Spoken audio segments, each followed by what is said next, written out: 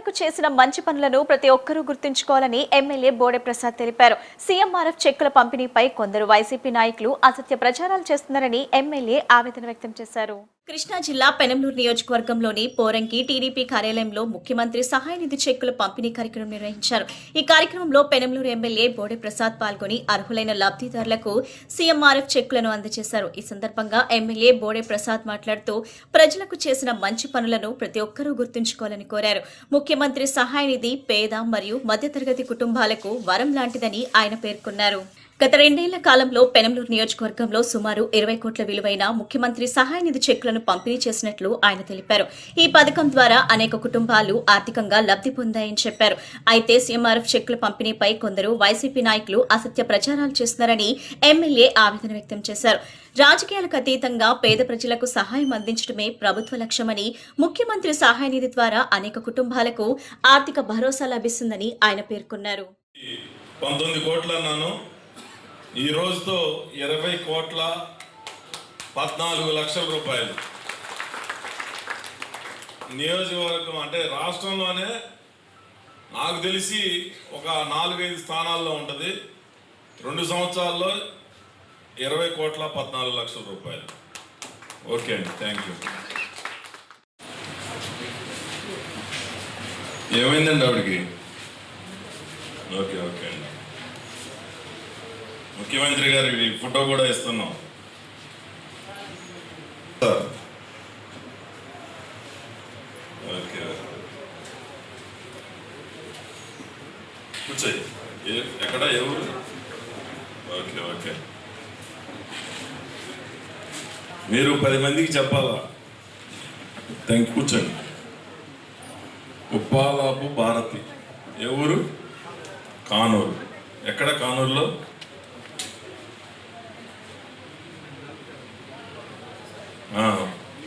మరి ఆ సోదరి ఏమైనా చక్కగా మాట్లాడేది, మీరు మాట్లాడాలి.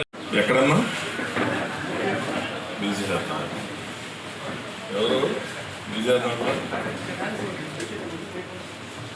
గంగూరు. కార్య సుచిత్ర, గంగూరు. కోటేశ్వరమ్మ, గుగులోతు, కానూరు. ఎక్కడమ్మా కానూరులో? ఆదానికి అవసరం.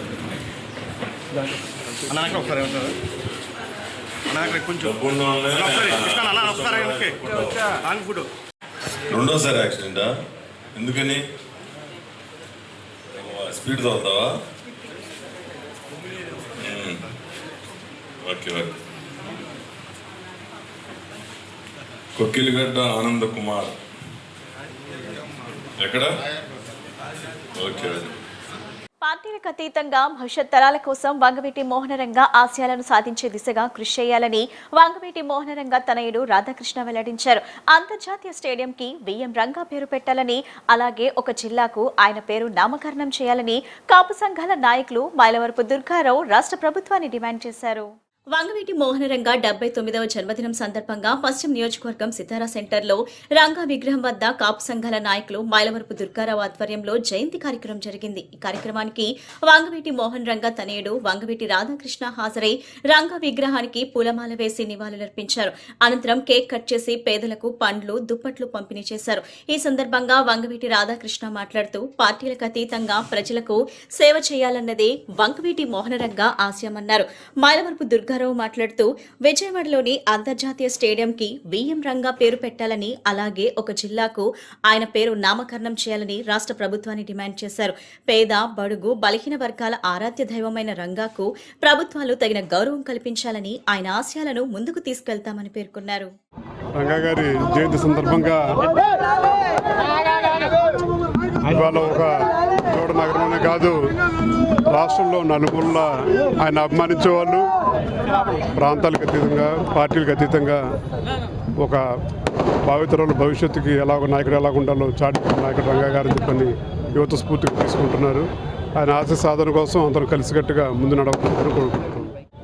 అందరికీ నమస్కారం. ఈరోజు స్వర్గీయ వంగవీటి మోహన్ రంగా గారి 79వ జయంతి సందర్భంగా విజయవాడ పశ్చిమ నియోజకవర్గం వంగవీటి మోహన్ రంగా జంక్షన్లో సితారా వద్ద ఈరోజు ఆయన కాంస్య విగ్రహానికి వారి తనయుడు వంగవీటి రాధాకృష్ణ గారు ఘనమైన నివాళులు అర్పించి వారికి కేక్ కట్ చేసి జయజాలు పలకడం జరిగింది.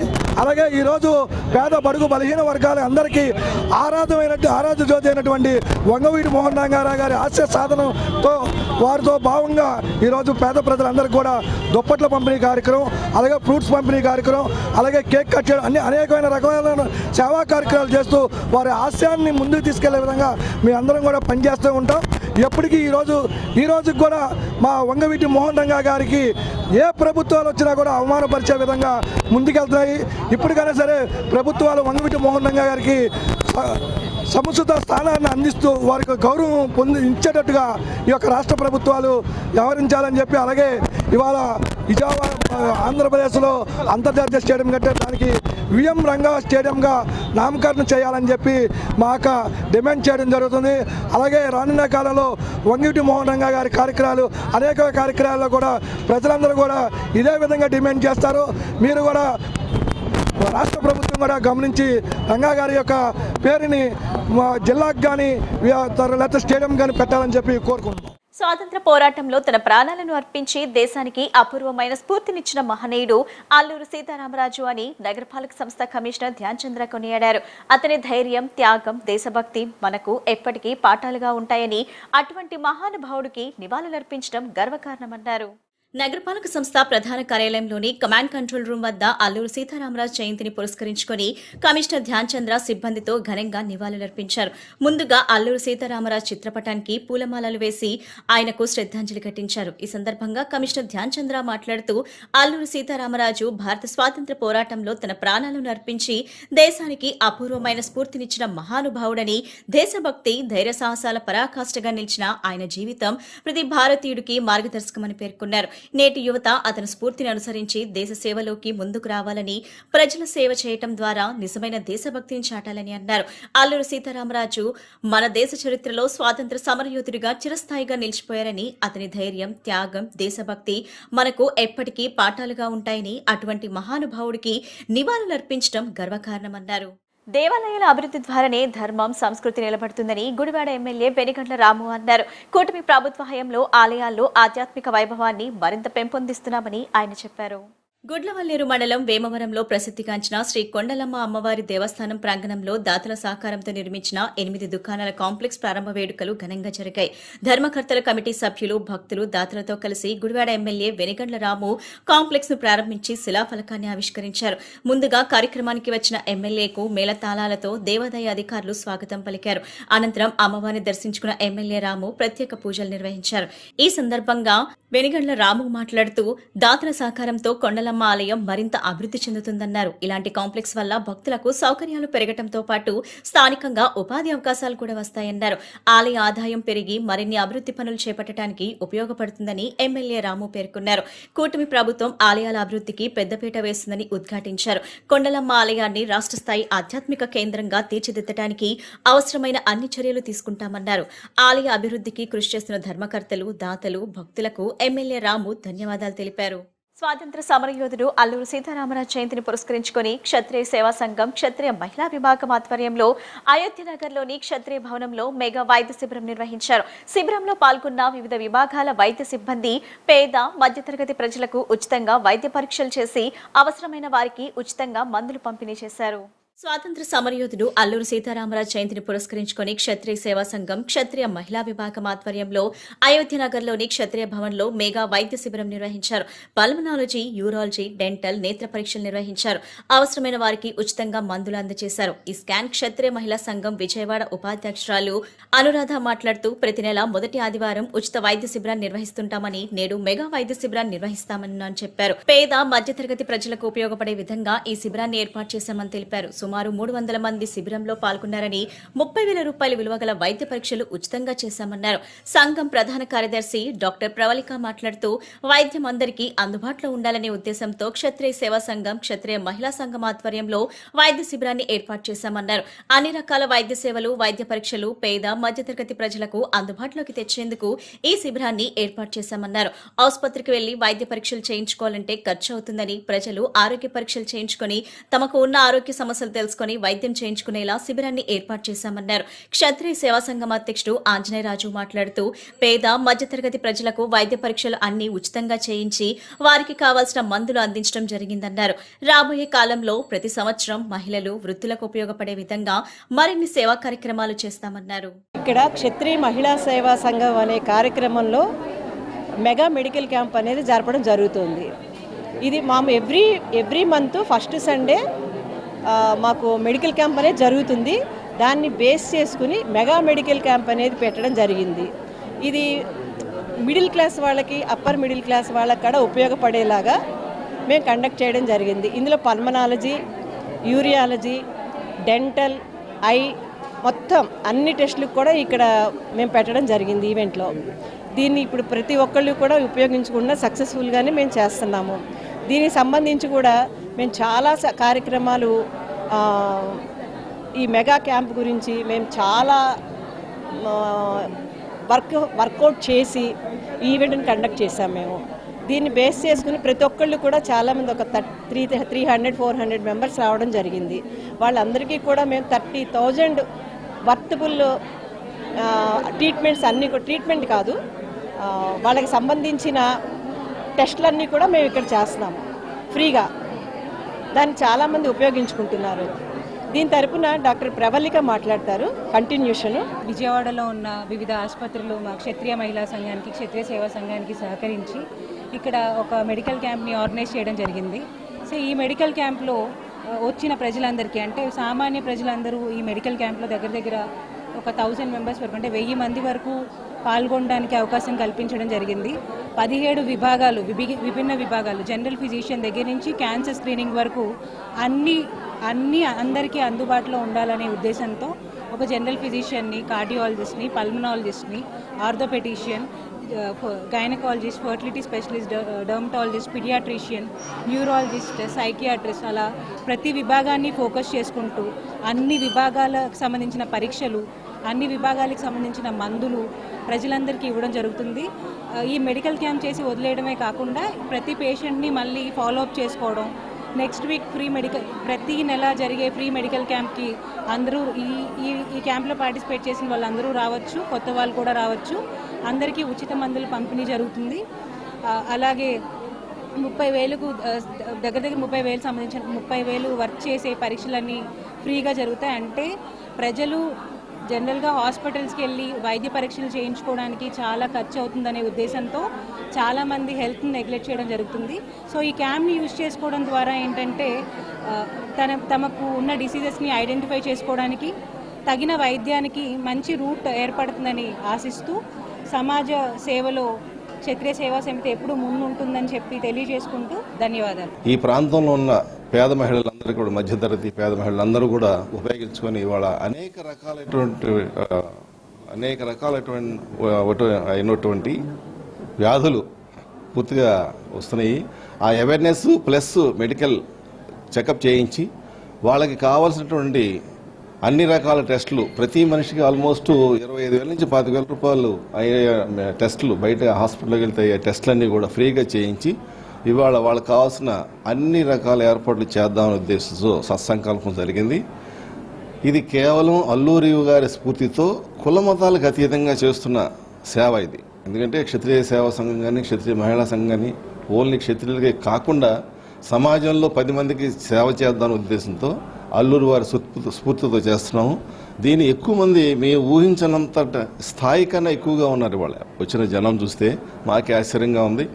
దీన్ని ముందుకు తీసుకెళ్లాలని పరిపూర్ణంగా మేము విశ్వసిస్తూ రాబోయే కాలంలో ప్రతి సంవత్సరం మా మహిళా శక్తి ఆధ్వర్యంలో ముందుకు తీసుకెళ్లి మహిళలకి, అలాగే రేపొద్దున రాబోయే కాలంలో వృద్ధులకి, మగవాళ్ళకి కానీ, అలాగే ఇప్పుడే చెప్తా ఉంది మా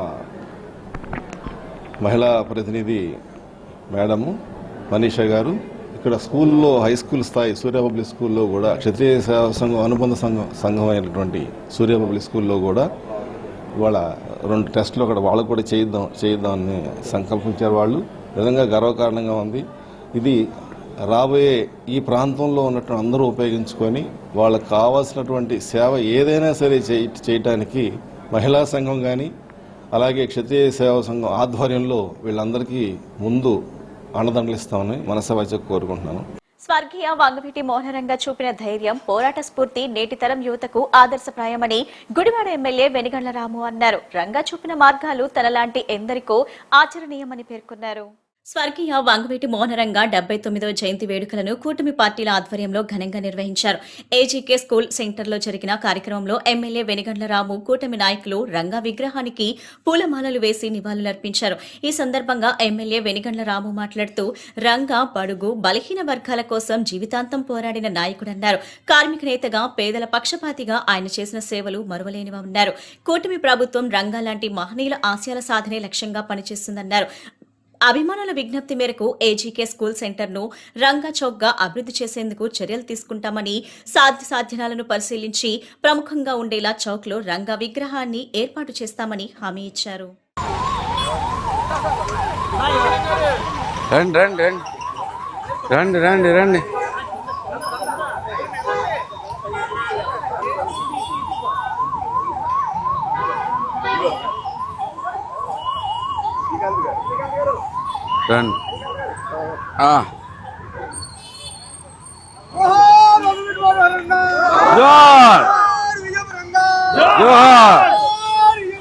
ఏంది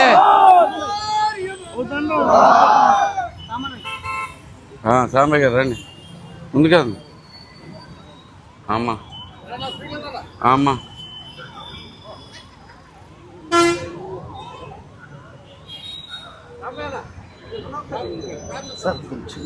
ఏంటి శాంతం తింటుంది. దా దా దా దా దా జోహార్ విఎం రంగా, జోహార్ జోహార్ విఎం రంగా, జోహార్ విఎం రంగా, జోహార్ విఎం రంగా, జోహార్ విఎం రంగా. సౌండ్ లో మమ్మల్ని కొట్టిన వాళ్ళు లేరు.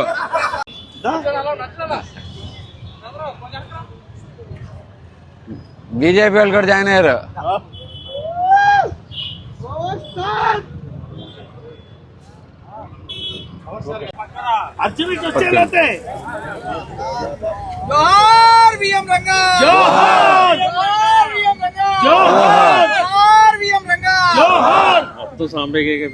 మొత్తం సాంబయ్యకి పెడదాం.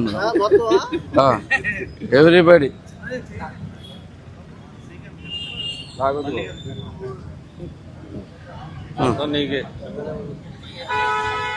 నాయన. ఓకే ఓకే పట్టండి మనకి పట్టండి. సామయ్య గారు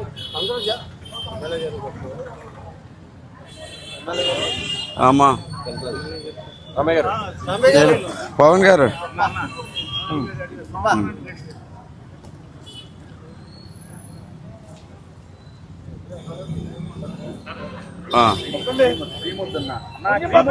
ఆగండి, కావాలనే పెడతాడు తినకుండా ఉంటాను.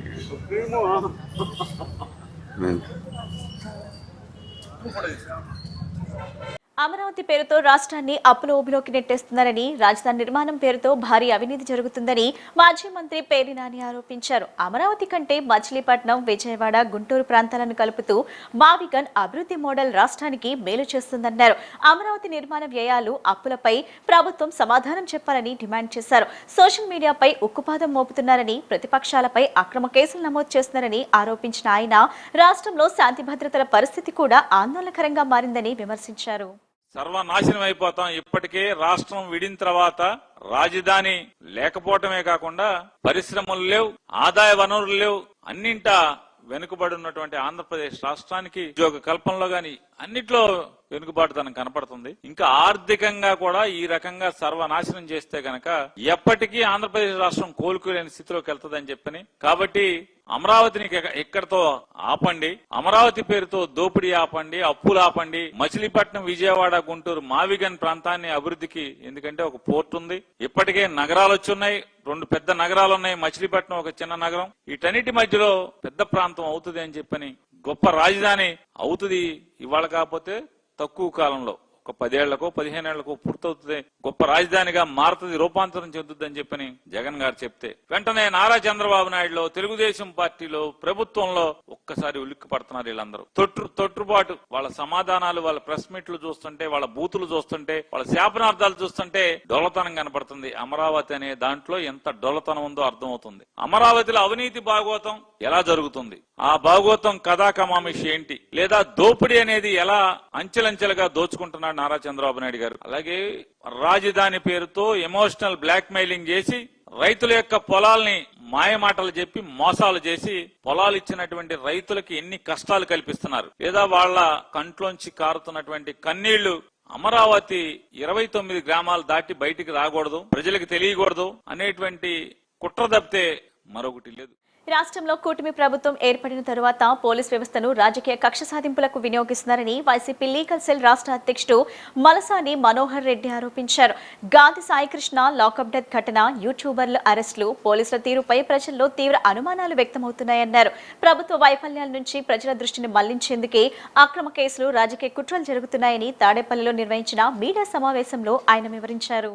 దానికి అనుగుణంగా పోలీసు వ్యవస్థను కూడా తనకు అనుకూలంగా తయారు చేసి ఆ వ్యవస్థను నిర్వీర్యం చేసి వాళ్ళ ప్రయోజనాలను పరీక్షించేకి, ప్రతిపక్ష పార్టీలను మట్టుబెట్టేకి, ప్రశ్నించే గొంతుకులను నొక్కేకి ప్రయత్నం చేసిన సందర్భంలో ఇకనైనా మారుతుందేమో అని మొన్న సాయికృష్ణ లాకప్ డెత్ తర్వాత అనుకున్నాను. ఎందుకంటే అత్యంత పాశవికంగా సాయికృష్ణను లాకప్ లోనే చంపేసి బూడిద కూడా లేకుండా చేశారనే తీవ్ర ఆరోపణల మధ్య కృష్ణలంక పోలీస్ స్టేషన్ లో కేసు నమోదై ఒక సిఐతో పాటు మరికొంతమంది పోలీసులను కూడా అరెస్ట్ చేశారు. ఈ సంఘటనతో రాష్ట్ర వ్యాప్తంగా కూడా పోలీస్ వ్యవస్థ ఎంత అధ్వానంగా ఉంది. మరో ముఖ్యమైనది ఏంటంటే ఎందుకు ఇంత అధ్వానంగా ఉందనడానికి అసలు విజయవాడ నగరంలో సీసీటీవీ ఫుటేజ్లే మాయమైపోయినాయి. అది తీసేసిందేమో మళ్ళీ పోలీసులే, అవి రిట్రైవ్ చేయడంలే. డీజీపీ స్థాయి అధికారి దగ్గర నుంచి కింది వరకు కూడా దీంట్లో పాలు పంచుకున్నారని ప్రజలు తీవ్రంగా అనుమానిస్తున్నారు. మరి ఇది సాయికృష్ణ లాకప్ డెత్ తర్వాత కనీసం ప్రభుత్వం మేల్కొని సామాన్య పౌరులకు రక్షణ కల్పించే విధంగా పోలీస్ డిపార్ట్మెంట్ కు డైరెక్షన్ ఇస్తాదేమో అని చెప్పి జనం ఎదురు చూశారు. అవన్నీ నిరాశలయ్యాయి. రూల్స్ ను గౌరవిస్తారు, ఇక పోలీసులు చట్ట ప్రకారం నడుస్తారు అని అనుకున్నాం గానీ అవన్నీ కూడా ఒట్టి భ్రమలేనని ఇవాళ పోలీసులు తేల్చేస్తా ఉన్నారు. ఇప్పుడు కాసేపు ప్రకటనలు.